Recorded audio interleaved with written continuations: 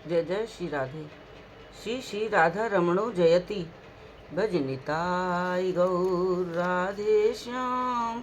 जप हरे कृष्ण हरे राम। चरित सुधा। श्री श्रीमद राधा रमण चरण दास देव बाबा जी महाशय, बड़े बाबा का जीवन चरित्र। मूल बंगला संपादक प्रकाशक श्री रामदास बाबा जी।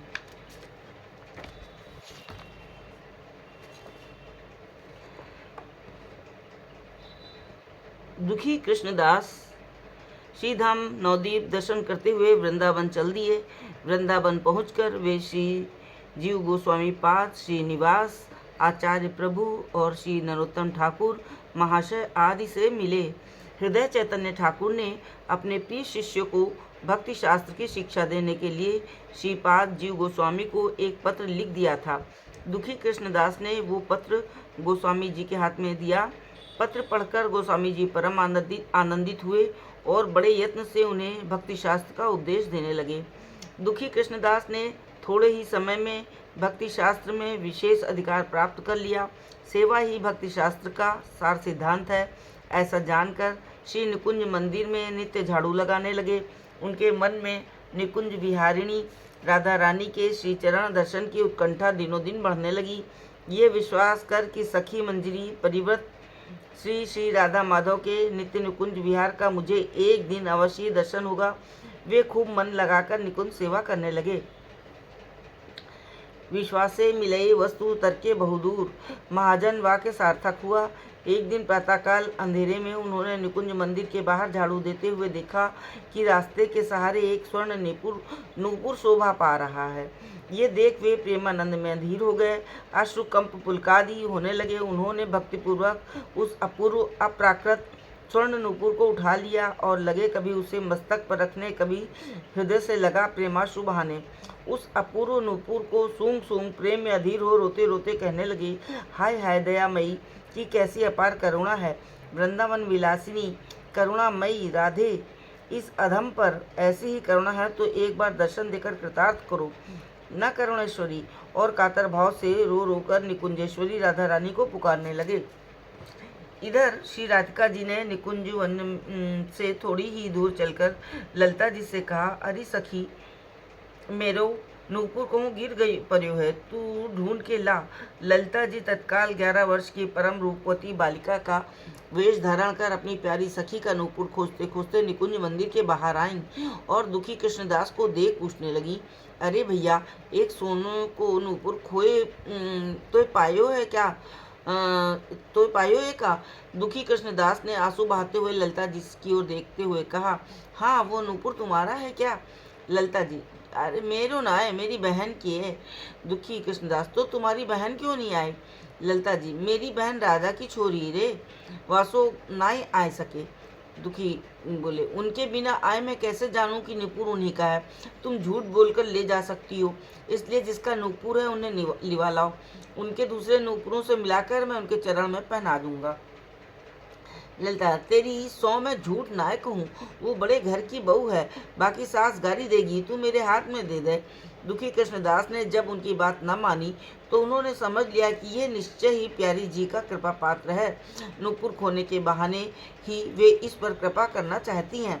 ऐसा विचार कर वे गईं और अपनी समवयस्का बालिका के वेश में प्यारी जी को लेकर आ गईं। प्यारी जी ने दुखी कृष्णदास से नूपुर मांगा। उन्होंने पूछा, तुम लोग रात में इस निर्जन स्थान में क्यों आई थी? प्यारी जी ने मुस्कुराते हुए कहा, बहुत कहाँ कहें जी, तो मेरी निकुंज मंदिर है, तू तो सब समझ गयो, अब हट मत कर, ढोर हो जाएगी, नूपुर दे दे।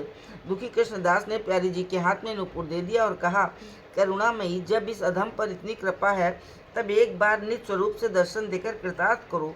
ये कहते कहते व्याकुल होकर रोने लगे। प्यारी जी ने हंसते हुए कहा, तू इन अखियन ते का मेरी स्वरूप देख सकोगे? तब ललिता जी ने कृपा परवश होकर कहा, अरे प्यारी, जब कृपा है गई तो थोड़ी शक्ति भी दे दो। प्यारी जी ने जो तेरी राजी कहकर विद्युल्लता के समान निज स्वरूप दिखाया और कहा, तुम्हारी गुरुपाद पद्म निष्ठा, गुरुवाक्य में दृढ़ विश्वास और एक निष्ठ सेवा के फलस्वरूप हमारो या नूपुर चिन्हित तिलक तेरे मस्तक पे वर्तमान रहे। जगतवासी देखें और समझें कि गुरु कृपा ते कहाँ नहीं है सके है। ये कहकर प्यारी जी ने धूल धूसरित नुपुर अपने हाथ से दुखी कृष्णदास के मस्तक से स्पर्श कर दिया। वृंदावन विलासनी प्यारी जी के श्रीअंग स्पर्श से दुखी कृष्णदास प्रेमानंद में अचेत हो गिर पड़े और श्रीमती अपनी सहेलियों सहित अंतर्ध्यान हो गईं।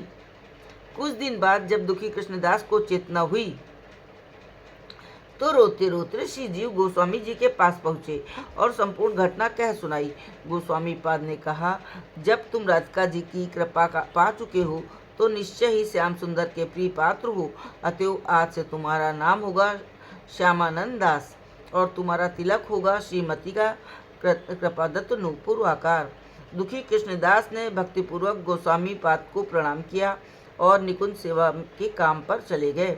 थोड़े ही दिनों में श्यामानंद की ये बात वृंदावन में फैल गई। उनका तिलक परिवर्तन और श्री जीव गोस्वामी का अनुगत्य सभी ने देखा। किसी व्यक्ति ने अंबिका जाकर श्री हृदय चैतन्य प्रभु से कहा, दुखी कृष्णदास ने आपको त्याग कर दूसरे गुरु कर लिए हैं और उनका नाम और तिलक भी बदल गए हैं। ये सुन हृदय चैतन्य प्रभु ने विस्मित हो श्री जीव गोस्वामी पाद को एक पत्र लिखा और उसमें अपने मन का भाव प्रकाशित न करते हुए केवल इतना ही लिखा कि दुखी कृष्णदास को एक बार अंबिका भेज दीजिए। पत्र पाकर गोस्वामी जी ने श्यामानंद को अंबिका जाने का आदेश दिया। श्यामानंद गोस्वामी जी तथा वृंदावनवासी वैष्णवों से विदा लेकर श्री गुरुचरण को अभिलाषा से अंबिका चल दिए। यथा समय वहां पहुंचकर उन्होंने श्री गुरुदेव के चरणों में प्रणाम किया। गुरुदेव ने पूछा, तुम्हें ऐसा तिलक किसने दिया? श्यामानंद ने हाथ जोड़कर कहा, प्रभु आपने ही दिया है। गुरुदेव, तुम्हारा नाम किसने बदला?